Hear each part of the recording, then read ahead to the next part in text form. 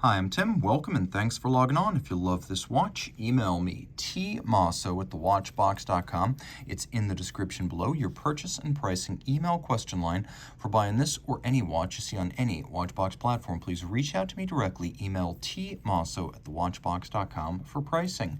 In 2022, Audemars Piguet redesigned its long-running Royal Oak Chronograph series, and this is the latest manufacture. This is the Royal Oak with in-house flyback chronograph caliber. It's the 26240ST, 41 millimeters in diameter in stainless steel.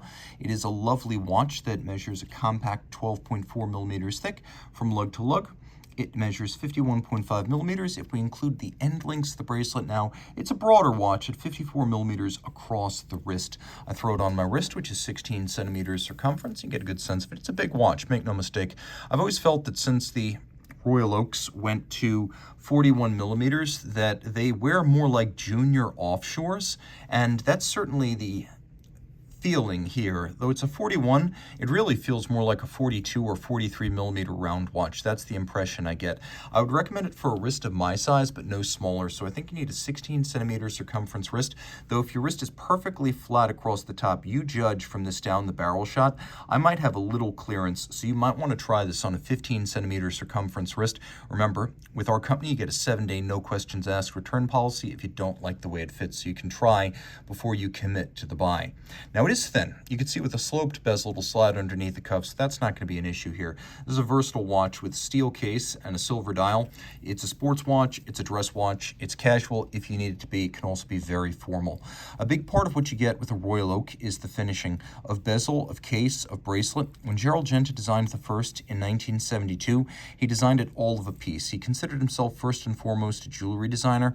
He wanted to create a bracelet that just happened to incorporate a timepiece, and that's really what he got. But it also means that a lot of hand finishing has to go into giving the watch and its bracelet a jewelry-like quality, and that's what we get with all of these razor facets satinated and polished with super sharp breaks between them. This is done by holding the pieces against milling tools and then making sure by hand that the finish is neat, clean, and complete. You can see how the bevel of the lug expands from the mid-case and then runs perfectly aligned down the shoulder links. The tolerances of the links are such that when you compress the bracelet to one side, you can see the curvature, but you can't feel the steps between them. You can also see that each plot has a little polished face, and these polished faces are tough to see, so you've got finish where you can't readily observe it, a sign of integrity. Removable links fixed in place by screws, you've got plenty of them, so you should be able to find the right size when the watch is being tailored for the wrist. The clasp feels as robust as that of an offshore, and you can see how thick the gauge of the steel is. We've got satination, we've got media blast, we have twin trigger release, so it only opens if both triggers are compressed. It's a sequential close. The logo closes second. Rolling around to the case proper, it's fixed to the case using screws and bars, which is an upscale, if somewhat more expensive way of fixing a bracelet to a case. It makes it less likely to detach, so I'm glad to see spring bars banished. Screws and bars is how it should be. You can see this post-2022 variant of the case is different. The profiling of the crown guards has changed dramatically. They have a much more faceted geometric look to them. They're also smaller overall. We still have the hexagonal crown, which matches the hexagonal white gold bolts of the bezel. It's a screw down here, and the watch is 50 meters water resistant. So with the screw down and the 50 meter rating, this is surface swimmable. Traditionally on the Royal Oaks, the bezel gasket has been visible but very subtle, and that's the case here. Note how the character lines of bezel and case back run seamlessly together. The tolerances and the alignment are perfect. We have a bezel with a satin side, a polished facet, and then we have the vertical curtain of satination on the top. These hexes are, in fact, bolts. That is how they work. They would not be alignable all the way around if they were screws, and a lot of people ask about that. They are not screws. But you can see that they are slightly recessed in the bezel. The threshold of replacement of the bezel at AP is generally considered to be the point at which the bolts are flush with the bezel. These are nowhere near that. You can see they are a slightly warmer tone than the steel because they are white gold and the steel is very white. We have a Grand Tapisserie dial. We have a large hobnail. The Tapisserie has been made in-house by Audemars Piguet since at least 2012, and it's still cut on a pantograph mimicry lathe. As a result, it's a lot more detailed than it looks at first glance. So you can see the micro texturing runs over the hobnails and in between them, and it's said that there are 20,000 individual dots on your average Royal Oak dial, and this is a 19th century mimicry device. It takes a big template of the dial, and it etches a copy of that template onto a tiny brass blank that becomes this dial, which is then galvanized silver white. We have an Audemars Piguet logo, we have applique indices, we have hands that are polished. Everything is white gold on that dial. Not the dial itself, but the logo, the hands, and the indices. They're white gold and rhodium plated to resist oxidation and tarnish over time. We'll do a lume shot. You can see this watch has plenty of it. It is a flyback chronograph now with the in-house caliber 4401, so you can reset and restart the chrono without first stopping. Great for timing events that occur in rapid succession.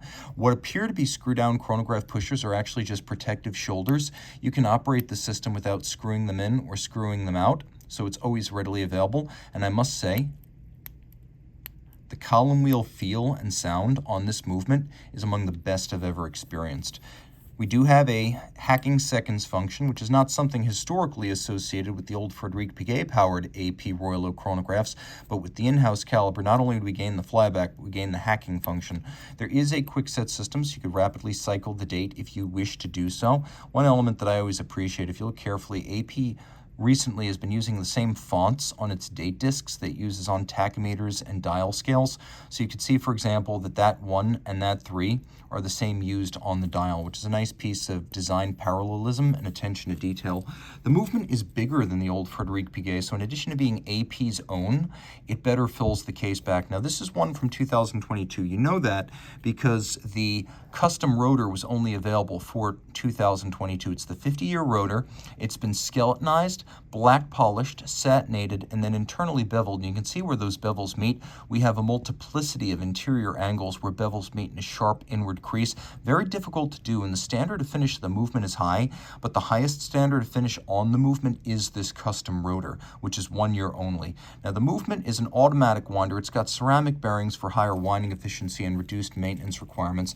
We now have a power reserve that gives us a full 70 hours. It's up from the previous Royal Oak chronograph's 40. You can see the column wheel is visible. It's polished.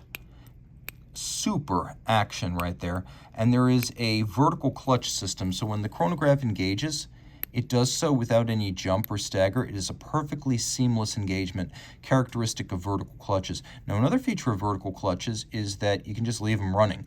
There's no additional wear and tear on the movement if you leave a vertical clutch running, so to have that center seconds hand going, just like the look of it, you're not endangering your watch by leaving it running. It does have a rugged architecture. This movement was designed as a sports watch caliber. Let me see how well I can show you that. But you can see that it has a full balance bridge with a Gyromax style free-sprung balance. This makes for a very precise adjustment in the case of the Gyromax balance. And then with the free-sprung architecture and the full bridge, it is very, very well braced against shock and is a good-looking movement. Also worth mentioning, 4 Hz beat rate. The old Royal Oak chronograph featured a 3 Hz beat rate, which meant that it had potentially less accuracy in the face of concussion and bumps on the wrist. So this movement gets both more power reserve and a higher beat rate, and it's unusual for both to increase at the same time because there's usually a give and take relationship between beat rate and power reserve. That's not a problem here. The movement is not universally artisanal in its decoration, but rather a price-appropriate, judicious blend of machine and hand finish that looks handsome and, again, price-appropriate for this watch. You will not be disappointed. If you love this watch, reach out to me. I am Team Mosso at thewatchbox.com for purchase and pricing details.